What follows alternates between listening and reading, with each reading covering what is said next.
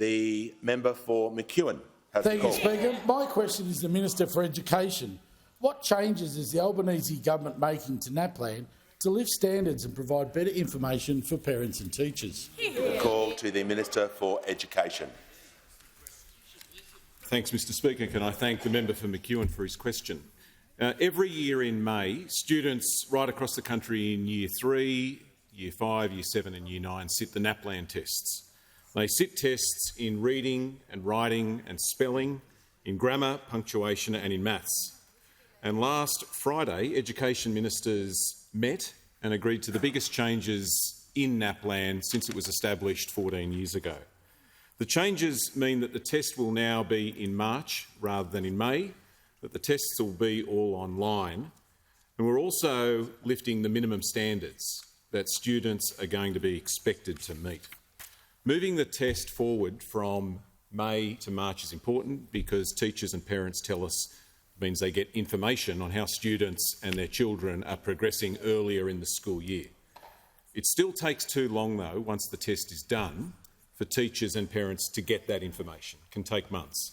And so one of the things we need to work on over the next few years is getting that information to parents and to teachers as quick as possible. I said we're lifting the standards that students are going to be expected to meet, and we are. At the moment, about 7% of students don't meet the minimum standard for NAPLAN. The changes we're making mean we expect that this year about 10% of students won't meet that level. We're also making it simpler. Instead of 10 categories, there'll now be 4. And the 4th category, where students don't meet the minimum standard, will now be called needs additional support. And we've done that for a reason, and that's because parents have asked us to call it that, in particular Indigenous parents and Indigenous teachers, to make it clear that they're below the minimum standard and that more support is needed, to zero in on this and make sure that we can make a difference. Can I thank them for their input? Can I thank the education ministers across the country, Labor, Liberal and National? It's a good example of what we can do when we work together. The next thing we've got to do is make sure that we're providing that additional support. There's always going to be children that fall behind. What matters is what we do to make sure that they don't stay behind or fall further behind, to help them catch up. As I said to the House last week, if you're a child from a poor background or from the regions or an Indigenous child, you're 3 times more likely to be in that group.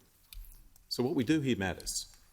The funding's important, but so is what it's spent on, what it's invested in. And so as we begin the work this year on developing the next National Schools Reform Agreement, what's important is that we tie funding to the sorts of things that are going to help these children who are falling behind, so that the children who need the support the most to catch up get that support.